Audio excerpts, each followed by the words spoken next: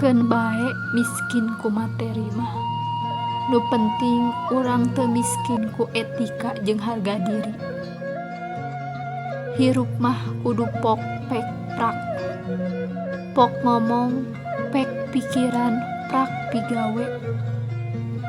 Teu kudu gurung gusuh bisi labuh lalaunan we, nikmati tiap-tiap nu jadi prosesna.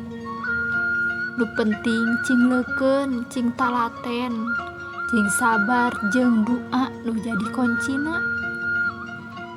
Keun bae da boga milikna masing-masing. Anggur mah kudu silih jujurkeun, silih tulungan jeung silih talingakeun. Nu gede eueuh, nu leutik mah keureuyeeh. Nu penting mah halal jeung barokah.